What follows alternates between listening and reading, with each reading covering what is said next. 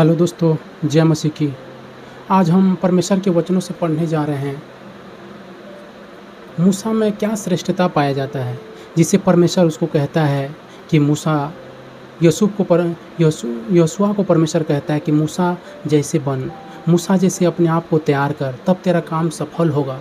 ऐसे क्या श्रेष्ठता था, देखते हैं हम परमेश्वर के वचन। गिनती की पुस्तक 12 अध्याय उसका एक पद से देखते हैं। मूसा को लोग जलते थे, पहले मूसा को वो कहते थे, उसकी निंदा करते थे, जलते थे, लेकिन परमेश्वर उनको, जो जलने वाले थे, उनके विरुद्ध में परमेश्वर क्या कहता है, उनको डांटता है और मूसा के विरुद्ध में निंदा मत करो, उससे डरो, ऐसे परमेश्वर लोगों को कहता है। देखते हैं यहाँ पर परमेश्वर के वचन में, मूसा ने एक कुशी स्त्री के साथ विवाह कर लिया था, इसलिए मरियम और हारून उसकी उस विवाह कुशी स्त्री के कारण उसकी निंदा करते थे हारून और मूसा, क्योंकि मूसा ने एक कुशी स्त्री से विवाह कर लिया था और उसकी निंदा करते थे, जो परमेश्वर पर के आज्ञाओं में चलने वाला दास था। यहाँ पर देखते हैं आगे क्या कहता है। उन्होंने कहा, क्या यहोवा ने ऐसा मूसा ही के साथ बातें की है? क्या उसने हमसे भी बातें नहीं की? और लोग जलते थे, क्या सिर्फ मूसा के साथ परमेश्वर बातें करता है, हमारे साथ नहीं करता है? इस तरीके से बातें कह के क्या करते थे लोग, मूसा के विरुद्ध में जलते थे, मूसा की निंदा करते थे। और क्योंकि उसी के भाई बहन क्या करते थे, उसके साथ जलते थे। मूसा के साथ ही परमेश्वर बातें कर रहा है, हमारे साथ क्या नहीं करता? हमारे साथ भी तो दर्शन के द्वारा, स्वप्न के द्वारा बातें करता है। वो लोग अपने आप को कहते हैं। यहाँ पर देखते हैं, उनकी यह सब बात यहोवा ने सुनी।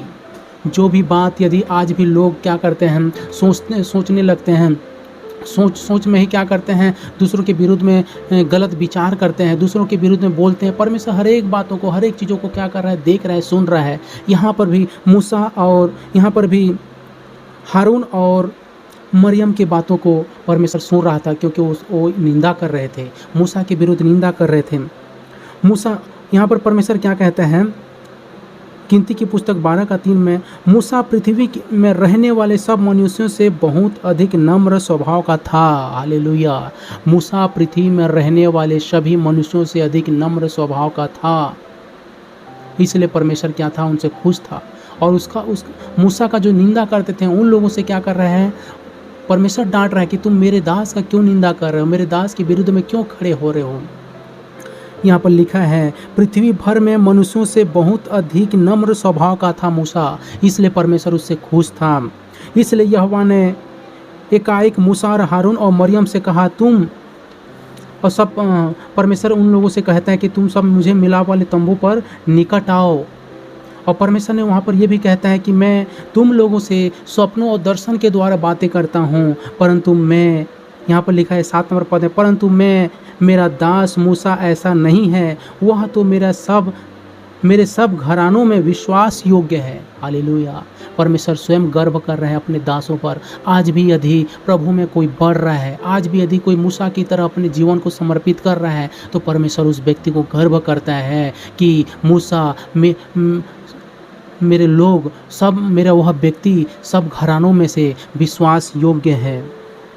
यहाँ पर कहता है, उसमें से मैं गुप्त रीति से नहीं परंतु आमने सामने और प्रत्यक्ष होकर बातें करता हूँ। परमेश्वर क्या कहते हैं, आमने सामने और प्रत्यक्ष होकर बातें करता हूँ। मूसा से मैं गुप्त तरीके से, स्वप्नों के द्वारा, दर्शन के द्वारा बातें नहीं करता हूँ, परंतु आमने सामने में बात करता हूँ, परमेश्वर कहता है। क्योंकि मूसा क्या था, परमेश्वर को जो दास था, सभी पूरे पृथ्वी भर में नम्र स्वभाव का उस समय का व्यक्ति था, विश्वास योग्य व्यक्ति था।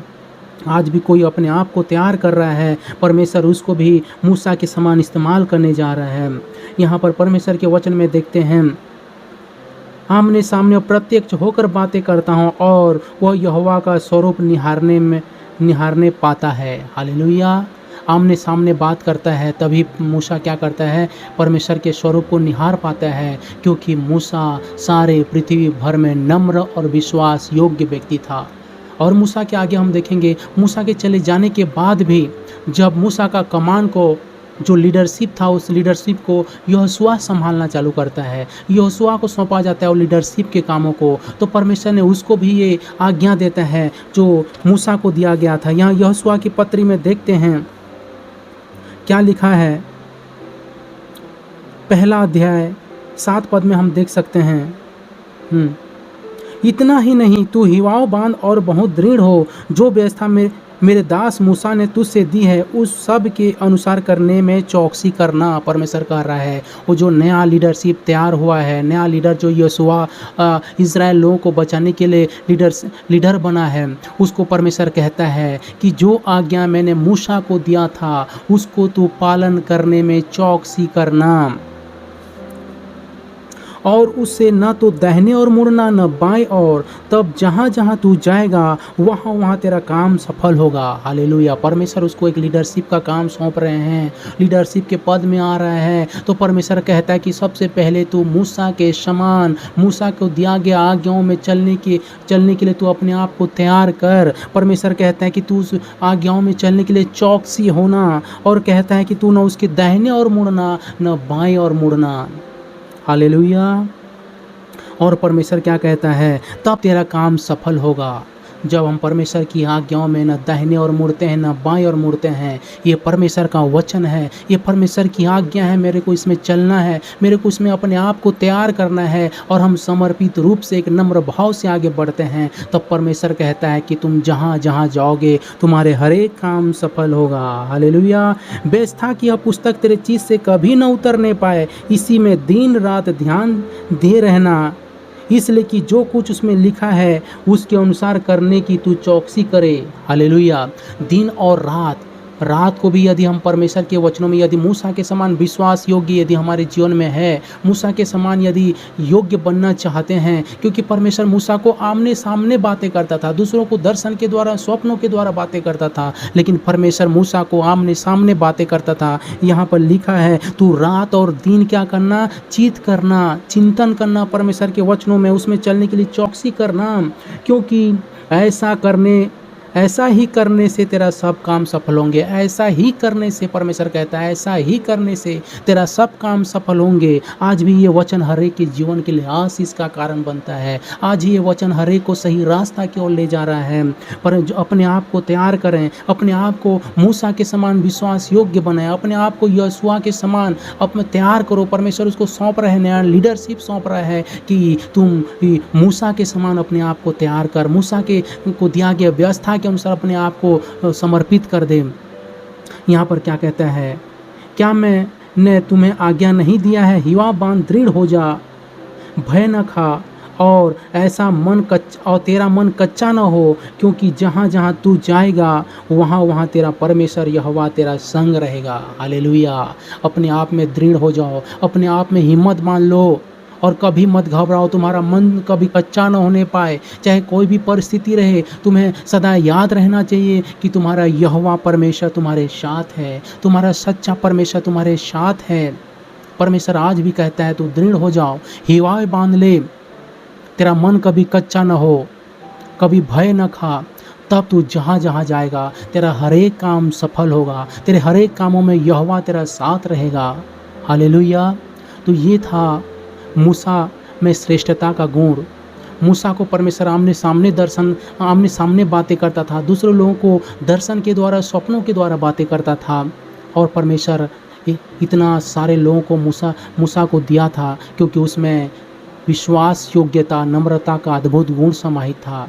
और मूसा के जाने के बाद यहोशुआ को भी परमेश्वर वही आज्ञाओं को दे रहा है, कोई अलग आज्ञा नहीं दे रहा है, वही आज्ञाओं को दे रहा है कि तू जो आज्ञा मैंने मूसा को दिया था उससे न तो बाएं और मुड़ना न दाहिने और मुड़ना, रात को भी और दिन को भी तू उसी में अपना चित्त बनाए रखना।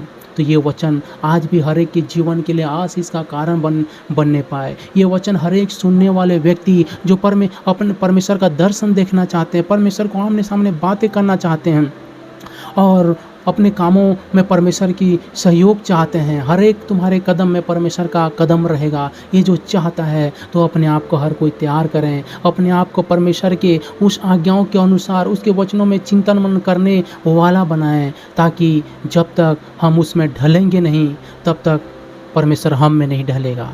तो ये वचन के पढ़े सुने जाने पर आप सब पर परमेश्वर बहुतायत की आशीष दे। आमीन।